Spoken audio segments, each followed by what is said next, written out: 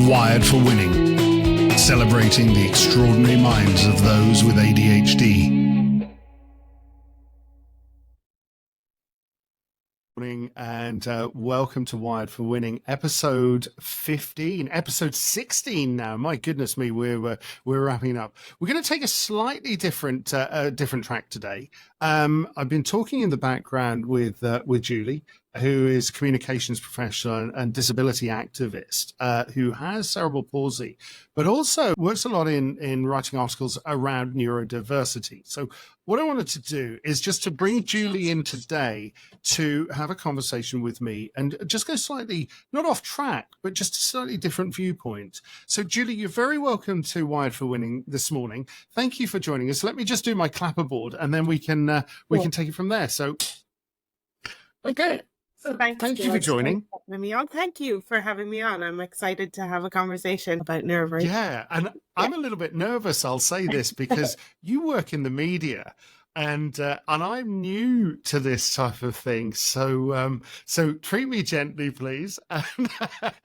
And but tell me about the work that you do around, your own cerebral palsy and your activist work as well, and also the work you're doing in neurodiversity, if you wouldn't mind. And let's see where the conversation takes us. Absolutely. So I suppose I have to take you back a bit to kind of fill you in on my personal story first, because I suppose it's my personal story that drives a lot of the things that I'm doing at the moment and kind of how I've got to here. So I'm 38 now and I have cerebral palsy spastic diplegia. I'm living in Cork in Ireland and I'm married to David and we have a 4-year-old son, Ricky. And I suppose fantastic. All of those things are like small pockets of my life and cerebral palsy is one of those pockets. And I find in society in general, I suppose that the overriding thing that people focus on or tend to focus on would be my cerebral palsy, and that's actually one piece of the story. And I find that with a lot of neurodiversity, it's like, oh wow, we really have to focus on this because this is the most important thing. And that might not necessarily, it might be the case for some people, but it's not necessarily the case certainly all of the time, particularly when we're in our power and we're thriving and we're doing the things that we are so comfortable in. Then it like pales into significance in my head anyway.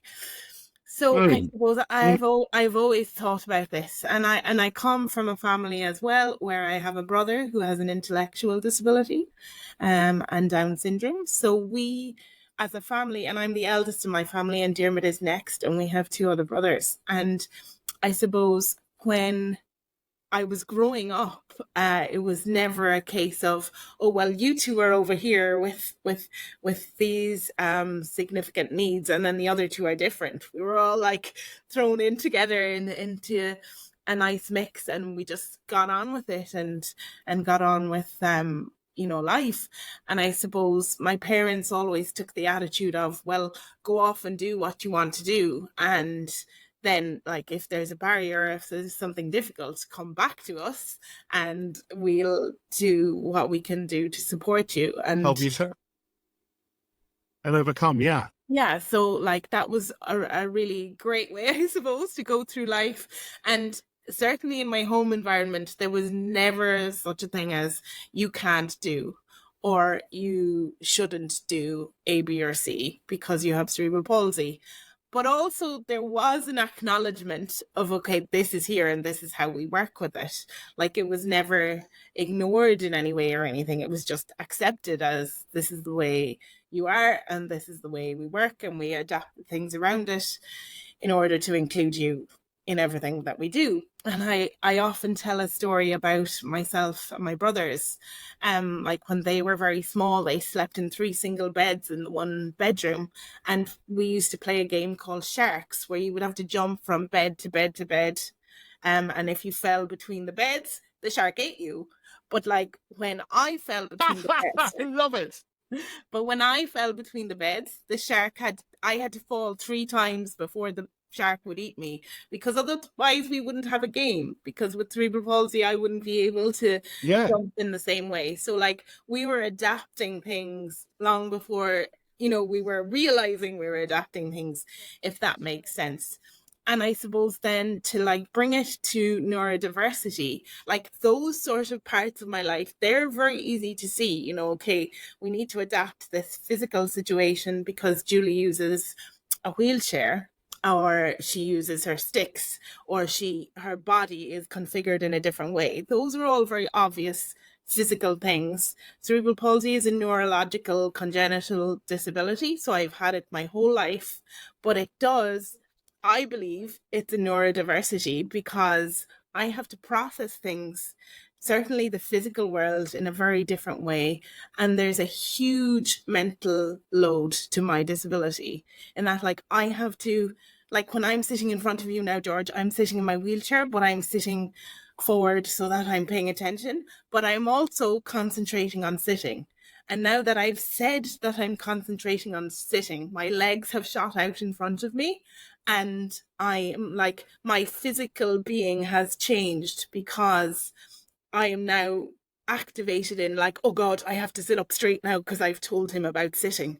So now he's looking at me sitting, because I can't sit passively like you might be able to do. I have to think about sitting.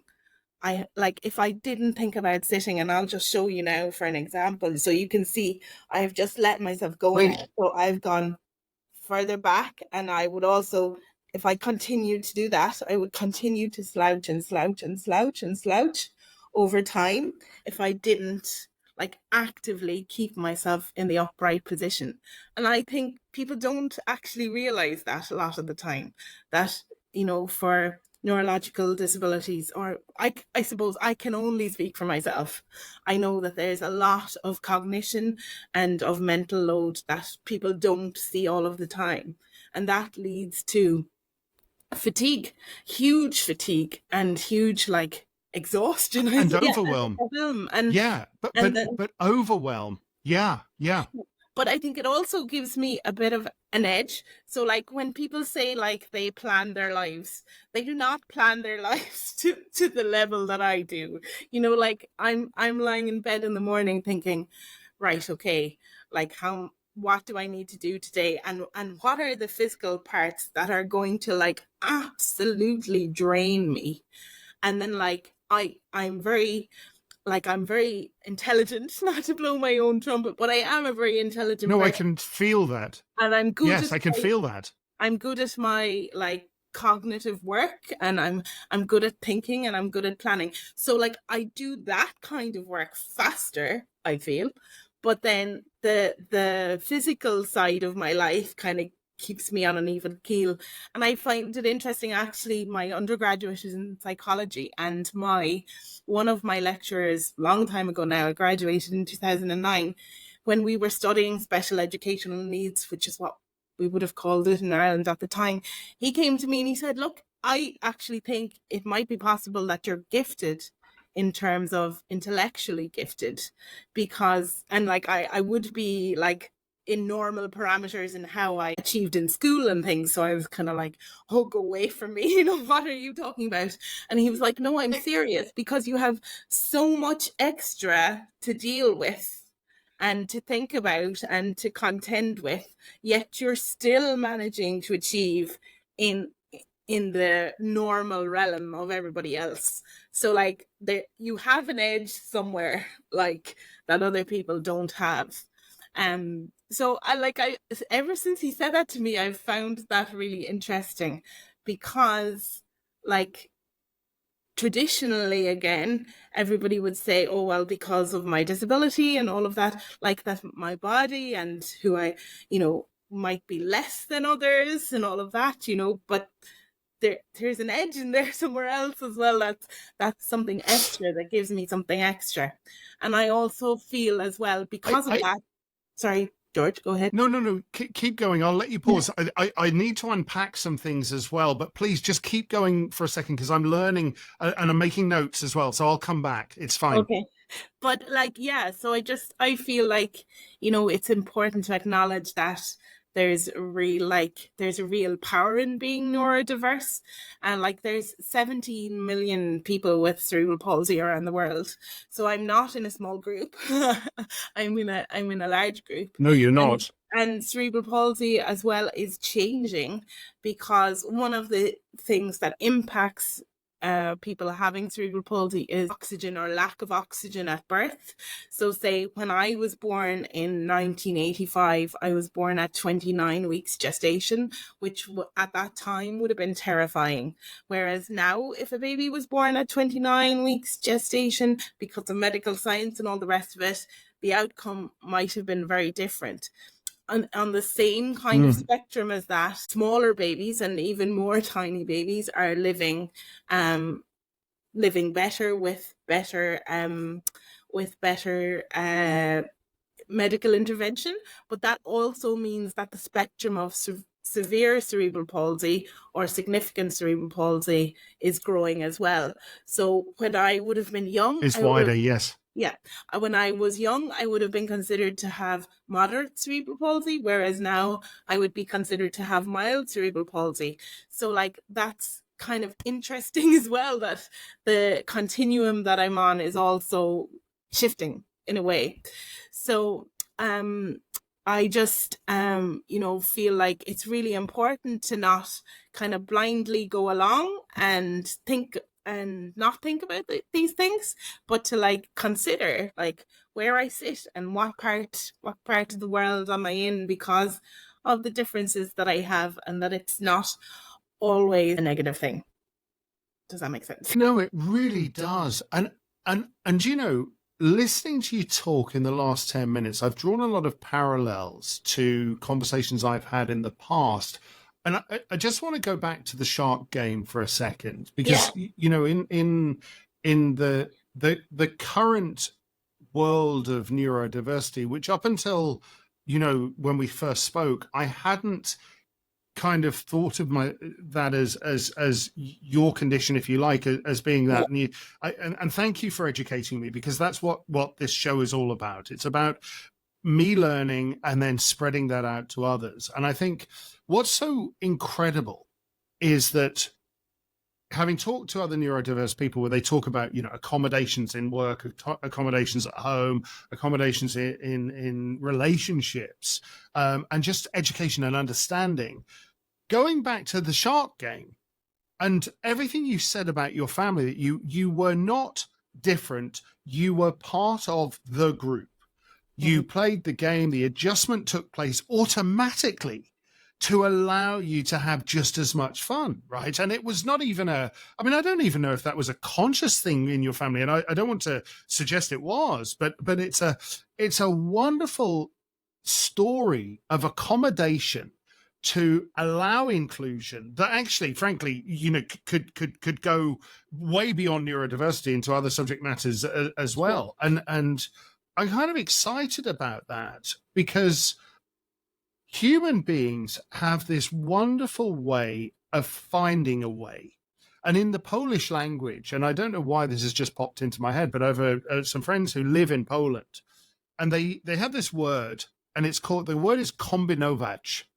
And the word is slightly dodgy, if I'm honest. But the history and the roots of the word itself come from communist times, before the East-West wall in Berlin was down and the Cold War was going on, and the rations happened, and families were starving, and queues were a mile long to get to the thing, and people were in survival mode to save their families, and they had this word that developed, and it's called kombinować, and it is to find a way, right? To find a way for your family so you've got meat on the table or vegetables on the table.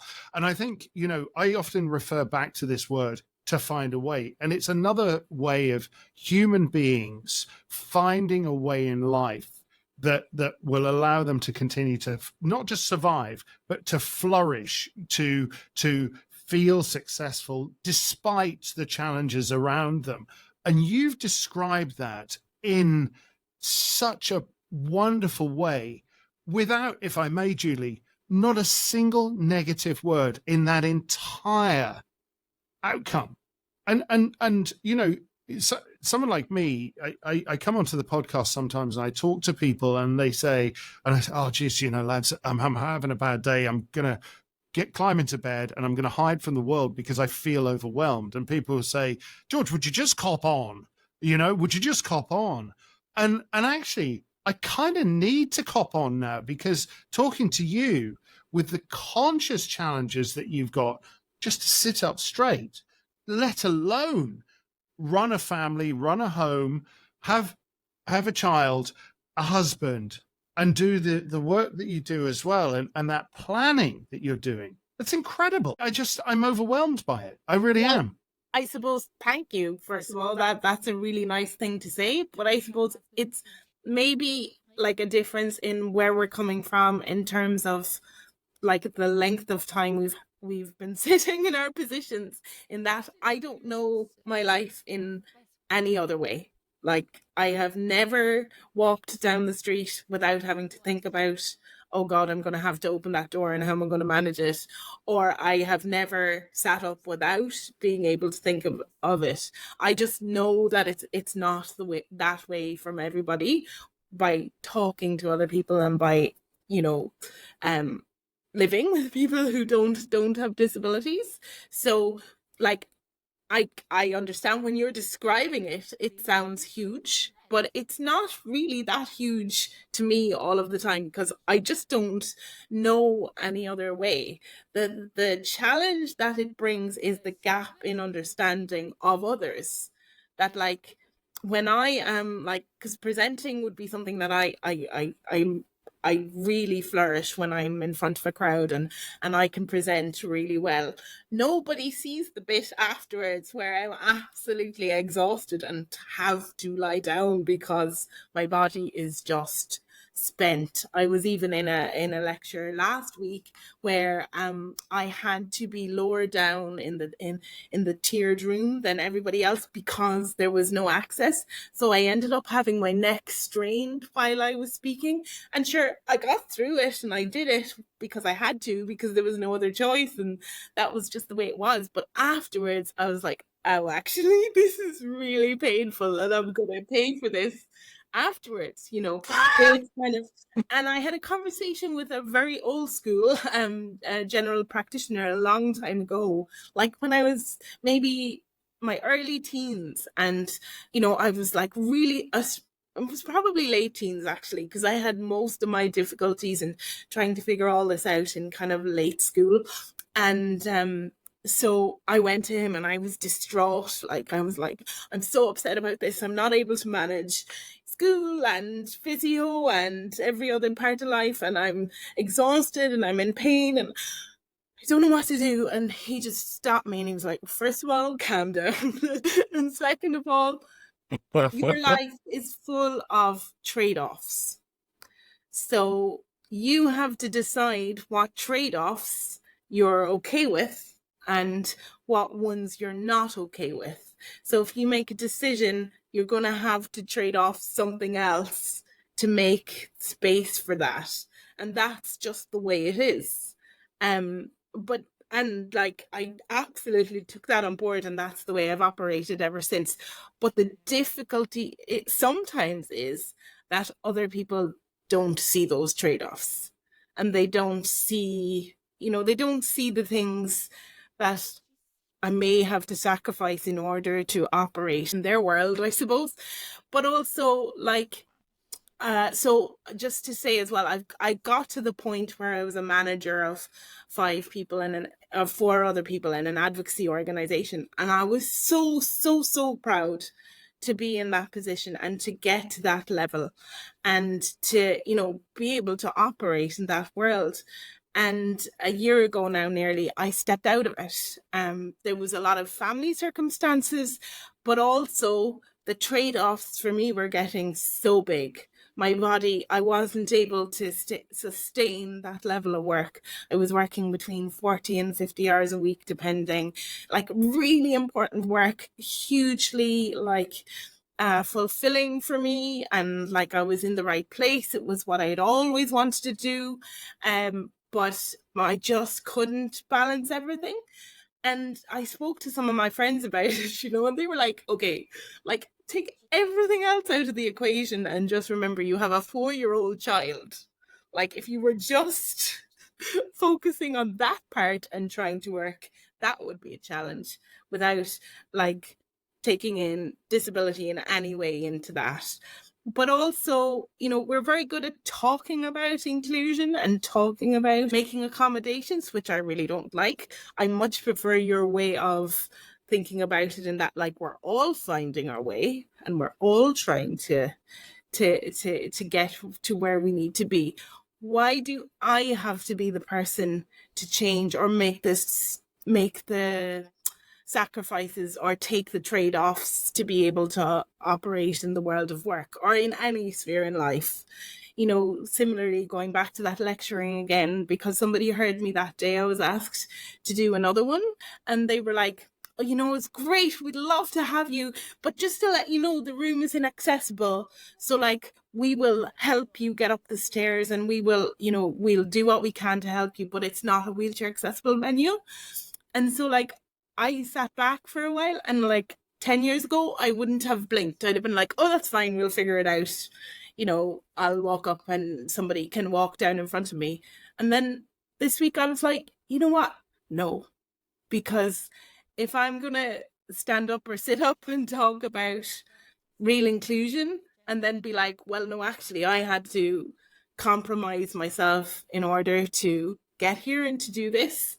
If I don't start making that a hard limit and a trade-off that I'm not willing to take the fall on, then, and literally maybe a fall, that like, then things will never actually change. So like, I feel a responsibility actually to be somebody that says, this is a hard limit for me, actually. I can't do this. And interestingly, I agree. Yeah, interestingly, being pregnant really taught me. I found it infinitely easier to say, I'm sorry, I can't do that because I'm pregnant, than like I probably would have always needed that same accommodation, but it wasn't as easy to say for me or as acceptable for the other person when I said, I'm sorry, I can't do that, I'm a disabled person. Like, it was 100 times easier to say, I need this accommodation because I'm a pregnant woman, because 50% of the population could be in that position. Whereas, like, there's much more of, like, I feel there's much more of a misunderstanding around disability sometimes that doesn't need to be there. That, like, okay, that's the way it is for you, great. And I've found myself in that situation, like, very recently, and being like, not being able to fully say to my organization, okay, I have come this far, but I can't do those other things that you're asking me to do. And because like, I was like, oh my gosh, like I've got to this management position and I've got to be able to, I have done all of this and I've proven that I can do all this. So I have to do the rest of it. And we can definitely work in other ways to that, and kind of, I suppose, not be so worried about how things appear or that they're the way that we've always done things. Maybe the way that we've always done things isn't always the right way. And like, there's another piece of my life that's really important that has taught me that as well. And that's around accessible information. So I do a lot around plain English and easy to read information for people with intellectual disabilities in particular. And like, 9 times out of 10, if not 10 times out of 10, if there's an accessible piece of information at a meeting, everybody will pick it up. Because nobody wants to be reading 60 pages of information if they can read 10 and get the same information. So like, Absolutely. Being inclusive and working in that way benefits us all, not just the disabled people around the table. Yeah, I think you're right, Julie. And there's two very important takeaways that I'm getting from you here. One is the ability to say no, because you're right. you know, the world is full of different types of capabilities. Mhm. And I have a big problem. I used to, I don't anymore. And I'm not sure if it's because I have a coach that helps me with the ability to say no, or whether I'm just older and I seem to care less about saying no and setting my own boundaries, right? I don't know the answer to that, but you've kind of clearly gone, I've got boundaries, no. And without that, who is going to, you don't want to compromise yourself. And I'm paraphrasing you again, repeating it back because it's important. If you compromise your position, or anybody compromises their position, you'll never ever have a world that will change. And I think that's really important. And often I used to feel guilt and shame about saying no, and you know, I really did. I was like, oh God, George, you're the worst human being on the world because you just said no to something that's really important. But actually I was compromising myself, the same as you on the stage. Yeah. And the other thing, actually, the second thing that you mentioned was the plain English thing. And I don't know if you remember, but a few years ago, Facebook, or Meta, as they're known these days, had 144 pages of legal terms and conditions. And I think they worked out that about 1% of the planet would actually understand that if they read it all. I Yeah. certainly wouldn't. And they employed somebody to cut those terms and conditions down to sort of understandable English, French, German, whatever it is, you know, Yeah. and as a result of that. And I love what you said about 100% of the people engaged with the simple English. Of course. Doesn't that just say everything? But it says everything, right? About not just the word disability, neurodiversity, but actually everyone, human beings, all want to have things simplified for them. I think that's a great message, you know? Yeah, and it's like, why would we make things harder than they have to be? And I think people Yeah. find it funny coming out of me because like my master's is in journalism, so like words are really important to me, and like, you know, I can write beautifully academic English, and you know, I can be in that space very easily and very happily. But actually, like the shorter and easier stuff that I do, if we call it that, is far more impactful, and has kind of changed far more. And I even find with my own articles now, I write more in plain English, like not always, but more in plain English, and I get far more feedback and far more engagement from people because they're able to connect in with it in a different way. I will say, just because when you repeat back things back to me, I'm thinking, my goodness, I sound brilliant, but like it's a work in progress. Like I really had to stop myself last week and say, you need to say no to this going to the inaccessible place and tell them you'll do it online. And like I faffed for about 3 days and was like, I could do it. I could get my husband to drop me off at the door, and then I'd be able to do the stairs, and then I'd be able to, you know, and I was like really trying to work it out in my head because I was like, I want to do this piece of work because maybe it'll lead to another piece of work. But like if I did that piece of work, it might lead to another inaccessible piece of work, which will then like create that same cycle again. And actually, when I went back and said, I have checked this venue and I can't do it in the way that I am at the moment, they said, okay, let's do it online then. And I was just like, yeah, But you know, like there we go. great, fantastic. Yeah. And you know, I still Yeah. get do the piece of work, and everybody's happy. Now obviously, especially now, I feel in person is better if we can pull it off, but like it's not always possible, and I would prefer to be able to do it online then. And it was, you know, lovely to be, she was like, oh, are you familiar with online tools, will you be able to do it this way? And then it was really lovely to be able to say yes. You know, I've been in the online space since before COVID, so like I'm well used to it. And you know, that was really great then, and we were just able to move on.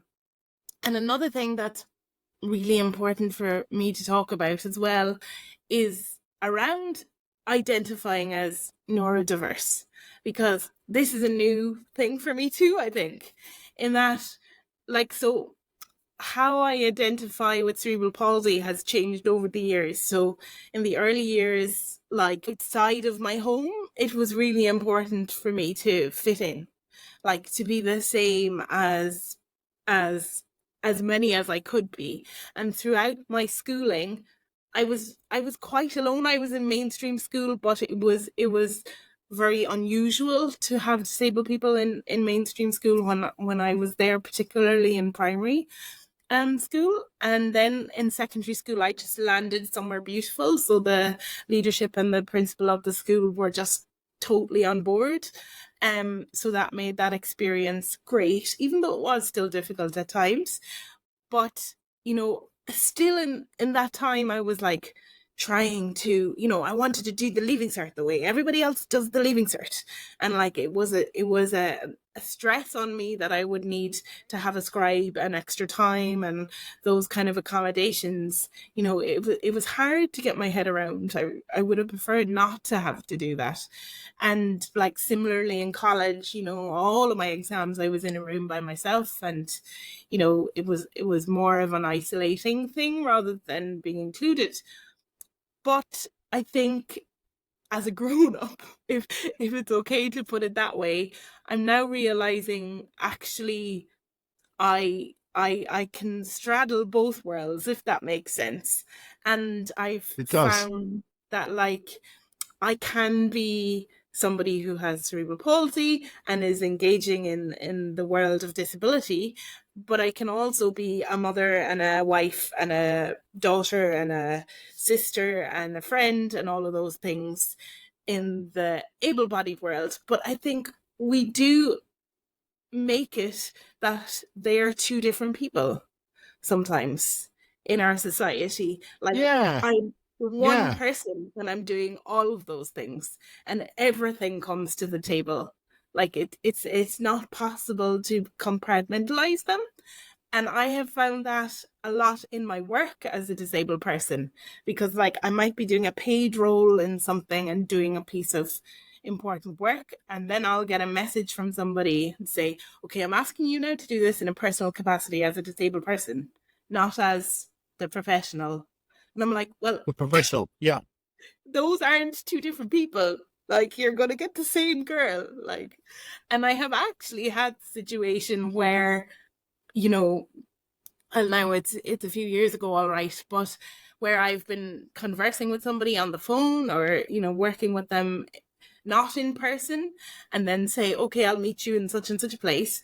And then when they see me, they're like looking around, looking for the other person, because it couldn't possibly be the girl in the wheelchair that they were speaking to, like because she was completely capable and she was doing all the things that she needed to do. Couldn't be the same person.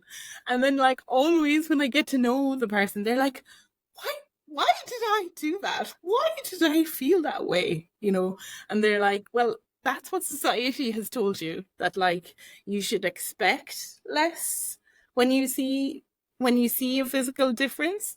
So, and then I like my last punch is always, but you'll never do it again, will you? And they're like, no, I absolutely won't. Like, I have totally learned that lesson. And that has happened to me quite often, in particular when people see me first. They might not realize that I'm the speaker or something, and they'll immediately start to slow down speaking to me. And then when I open up my mouth, they're like, "What? Why did I just speak that way to you?" And I'm like, "Don't speak that way to anybody."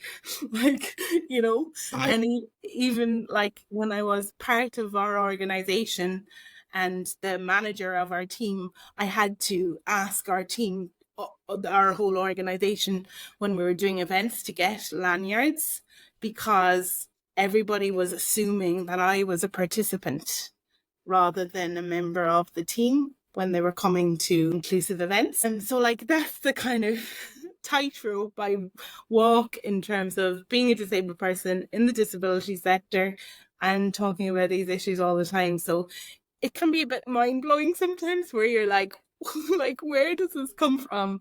But then also makes sense as to where we've come from as a society. But then, I still kind of get a surprise that people have low expectations of me. So like that would be my one like wish, that we raise our expectations of ourselves, because a lot of people with disabilities or disabled people, like if I told them about my job previously, they would have said, oh, and what scheme are you on, to be able to get that job? And I was like, well, I'm not on any scheme, I just have a job like everybody else. Like, don't And assume. you're qualified to do the job, right? Yeah. So don't assume that. Sorry, I'm just going to have to pause because there's a couple of things I just want to go back to, if I may. Yeah. And it's fascinating. Like you, I've worked online for 20 years, so way before COVID. And I know on a number of occasions when I've worked with people remotely and then I've flown to a particular destination, I've arranged to meet up with them somewhere, they've walked straight past me on many occasions. You're a lot shorter. I'm 5'8", by the way, and you're a lot shorter than I thought you were. Why do you think that? Because you've got such a deep voice. That must mean you must be taller. Really? Okay. And I've also had, you're a lot fatter. They didn't say those words, but a lot wider than I thought. And then I went and lost a load of weight. And then I've had somebody go on past me and gone, I thought you'd be bigger than that, and so on and so forth. So, which is kind of an interesting paradigm in itself. But what is fascinating about what you're saying about you at school and going through that normal schooling, as a disabled person. And I was talking to somebody about this yesterday evening, that when I talk to most neurodiverse people who have no physical attributes that identify them to the human eye, those individuals often feel different from others, as you've described as well. And I said, but isn't that a wonderful thing? Because if you look at most stories in the world where the protagonist is different, they're different in some way. Harry Potter is an example, right? Or Percy Jackson is another. He's his ADHD and his dyslexia and so on and so forth. And isn't it wonderful to see the examples of those protagonists in the disabled world as well, physically disabled, I mean, being different and being the hero in the story as the protagonist. I think that's a wonderful thing. And maybe it just makes for a great story, Julie. I don't know, but it's the challenges exist whether they're seen or not. And I wonder often, there's a recent research study that's come out, and you may or may not have seen it, with regard to, the genetic traits of ADHD that may have been an evolutionary benefit. And they got bunches of people with no neurodiversity, although I don't believe that is such a thing, because I think everybody is slightly neurodiverse, and then a bunch of people who were diagnosed ADHD, and they sent them off foraging in the woods for food, berries on trees, mushrooms and things like that. And overwhelmingly, the ADHD group would spend less time at trees foraging, and they'd kind of grab the grapes and move to the next one and move to the next one. And there's this kind of theory from this gentleman in the University of Philadelphia to say, the genetic evolutionary benefit for survival to feed families and stuff like that. I don't know if that's true or not, but what is nice is that it's kind of thought about. And the other thing, going back right to the beginning, you talked about your cerebral palsy being mild when you grew up. Sorry, I beg your pardon, the wrong way around. More extreme when you grew up, but now, because the spectrum is wider, yours is now mild. Mm-hmm. And again, I want to calibrate that correctly. Isn't that a good thing that medical technology has innovated so much to be able to allow more people to exist in the world, and two, that I think the world has come on. But the reason I say this is my next question is kind of very important to the arc of questioning that I like to ask on this particular podcast. And I'm really looking forward to your answer. It's this. You were born in the mid-'80s, you said, and societally, here in Ireland, and I've talked to people in New Zealand, in the US, and the UK, and various different countries in the world about this. Societally, do you feel since you've grown up, you're at school, and today that Ireland and the world has moved on in terms of where you are? I'm not saying there's not a long way to go, and there is, and there's no of which there is no doubt of that. But when you look back over the last couple of decades, as an example, has there been progress in your world to societally give you that feeling of acceptance, or not? And I'm keen on understanding your view. Yeah, totally. So just to kind of bring you back to that mild versus moderate piece again, I suppose that the one of the points I was trying to make with that is it has changed in society how I'm viewed. It hasn't changed in me. Like, it's been the same for me always, so just Understood. The perception of others, whether they're medical professionals or otherwise, has an impact on how I can navigate the world as a disabled person. But it's always been the same in my head. Now, cerebral palsy is not so it's constant. Yeah, but cerebral palsy is not a progressive disability, but things like aging, like weight, mobility, those kind of things do have an impact on how you function. So I would be at quite a low level of function at the moment in terms of where I have been in the spectrum of my life. There have been times where I have been much more able, if we want to be that crude about it, than I am today. But I also had a child, we had a pandemic, and there's been a lot of factors in that. But yes, absolutely, society has moved on. And I suppose that's why I have been kind of curious about whether I belong in the neurodiversity space or not. And I am genuinely curious about it, because I think maybe how you might have come across me was around LinkedIn and posting around, actually, do I belong?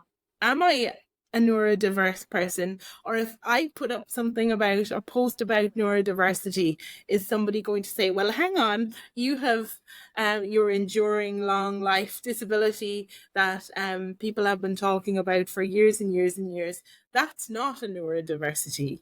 And I was quite unsure of that acceptance or not.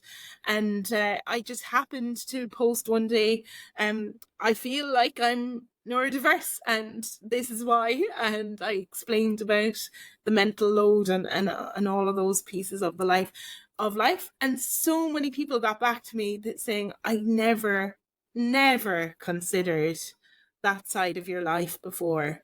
And absolutely, you belong with us.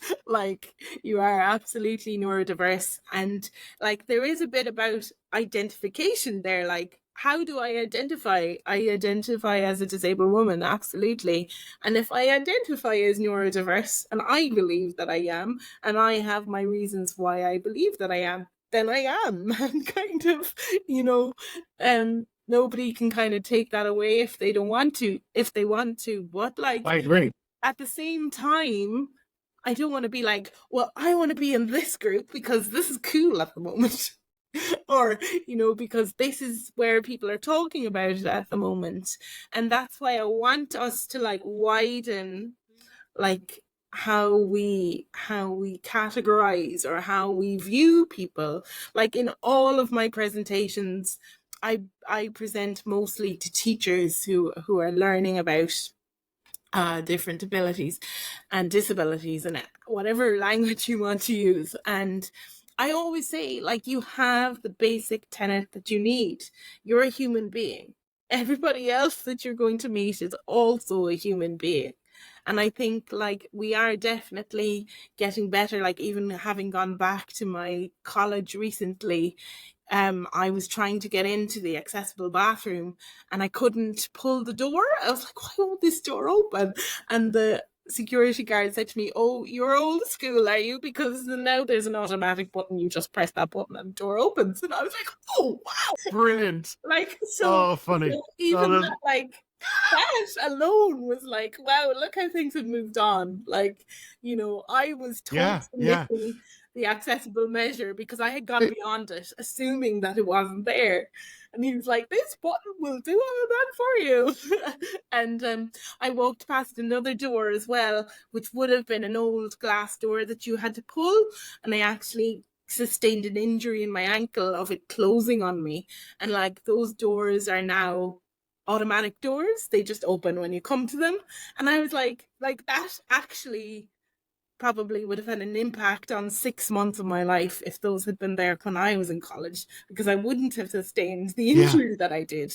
So, like, in terms of the yeah, physical yeah. world and universal design, I feel like we're really getting there. I really do feel like we have a long way to go. And that's why I'm speaking out about it, about understanding the other elements of having a difference in terms of the emotional impact, the the kind of the well-being aspect of it, and the kind of integrating it, the intersectionality, I suppose, of disability is the thing that concerns me most at the moment, because I think we talk about it and we say, oh, it's in every facet of life and every walk of life, and everybody's different and everybody can be different, but yet it's like, well, not quite as different as you, if you know what I mean.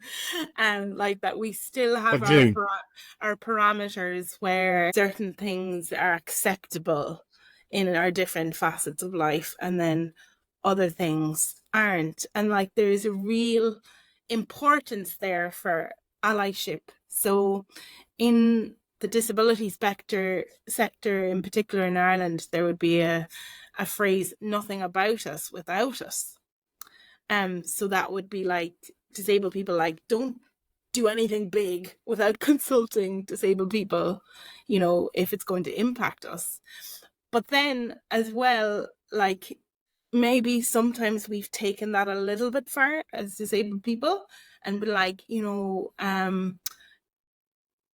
kind of dismissing, I suppose, people that don't have a disability or a difference in being able to participate in the change. Like, some of the most important people in my life and the people that understand me the most don't have disabilities at all. They've just Mm, listened and they've heard and they understand, and they accept my perspective, rather than trying to fix it.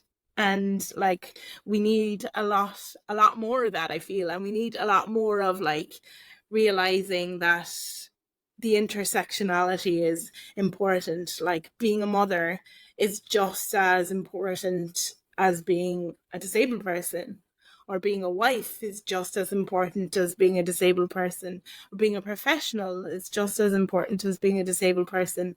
But again, I can't separate all those people. They're the same woman. And I think we need to do a yeah. bit more consideration about that, and not have to put the piece that is challenging, i.e., the disability or the neurodiversity, away At the in front. certain Yeah, or situations. away from. Yeah, Say, I'm putting that away now because in this sphere I can't show that in all its glory. And yeah. It's very interesting, actually. And I'm sorry to cut across you, but it's a really interesting point that you raise, because let me just say, by the way, please, you're very welcome to the neurodiverse world. The more the merrier, as far as I'm thank concerned. you. So you come in and play. I've landed But already. I decided I was coming. So I like it. I like it. But it's very interesting, because I often oscillate, and I talk when I'm talking to people about. I made a big decision a couple of years ago to be very open about my ADHD, and actually, as a man, to be very vulnerable openly on this podcast and in my professional life. And I oscillate sometimes between that. I've never been belittled because of it. In fact, actually, I've gained more friends as a result of being openly vulnerable and being open about my ADHD as well, which is kind of a good thing. Occasionally, you'll get the odd comment, oh, it doesn't exist, it's not real, and it's just a label. That's fine too. People are entitled to their opinion.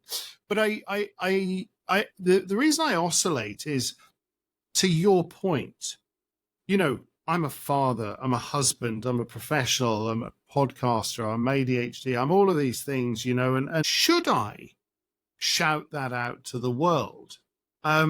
Because, well, not just because, but should I? Should I need to?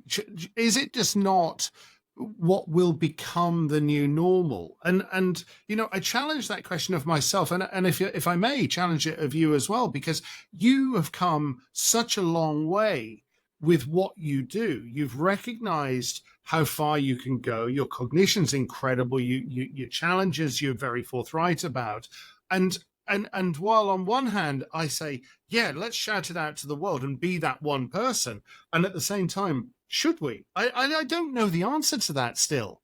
Does that kind of make sense? Yeah, and neither do I. And like I suppose that's one of the reasons I'm here today, because I'm in a space of really considering like where I sit, because I made big decisions about leaving my job, about prioritizing my family, about prioritizing my health and my body and my condition, because I had no like significant, like, I suppose, injury or something that you could say, okay, like I'm hurt or I'm sick, so I need a break.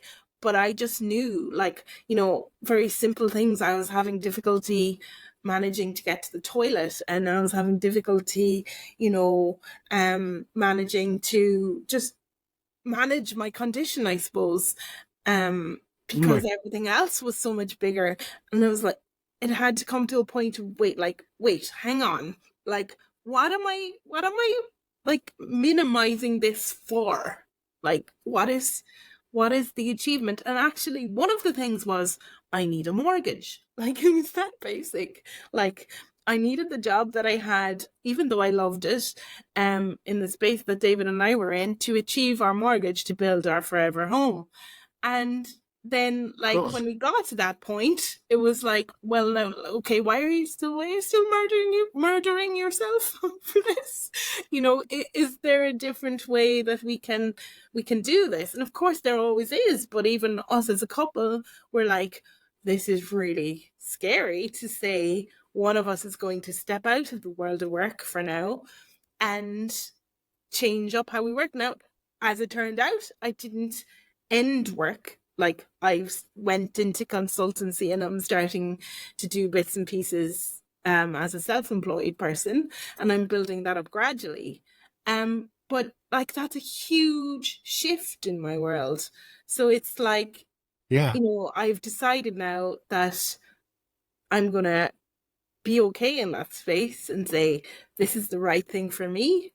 And, if it's not the right thing for everybody else, then tough. Like, that's just the way it is. And some days I wake up and go, oh absolutely. my goodness, what did I do? Like, I was so far up the ladder of what I had achieved, and I had burst myself to do it. So there are days where I go, Yes. what did I do? Like, that was crazy to step out of that. I should have just, tried to change things for the better. But I was at such a point where I was like, actually, no, I need this break and I need to recalibrate where I'm at. Like, it was nobody's fault. It was nothing terrible happened, in the world of work or anything. Just circumstances all culminated into you need to rethink about where you are here. So that's where the neurodiversity comes in, because I've been speaking about being tired and fatigued for a long time in my lectures, but like, that doesn't describe actually what I have to, or what I need to do. Like, what I need to Yeah. do makes me tired, but I wasn't describing that Yeah. effectively, I felt. So we need a better Yeah. way to describe it, and a better way to like bridge the gaps. And becoming a mother was a really good gap filler, I suppose, because I was able to say, okay, I have so much now in common with so many other women, that like there's so much common ground that I can Yeah. see my way to explaining this better. Because like things like, Yeah. I didn't find pregnancy difficult, I didn't find the recovery from childbirth difficult, because I'm used to having to navigate difficult things, I suppose. And that's a good that's a good thing, not a bad thing. I'm not complaining about it. I'm saying, but like now I want to be really authentic and real about what it's like and how it feels for me, because it doesn't feel the same way for everybody else who might have the same condition as I do. And I think I feel the same Yes. when I've been realizing about ADHD or talking to friends and colleagues who have ADHD. It's like, oh, well, you have ADHD, so you're not able to concentrate. So not true. Like, everybody is different, and everybody has different ways in which their differences like kind of come out in them.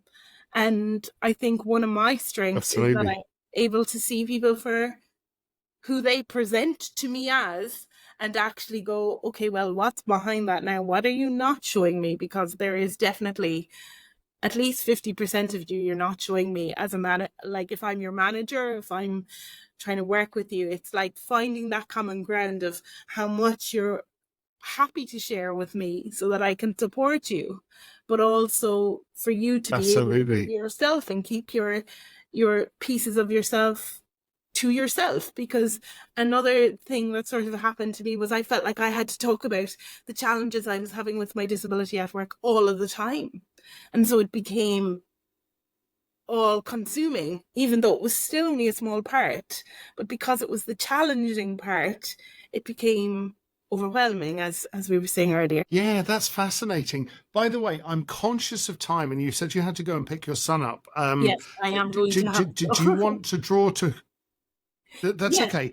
Can I just say, Julie, thank you so much. I've learned an incredible amount in this hour. Would you come back in about 6 months and talk to me again? Of course. Because I'd love that.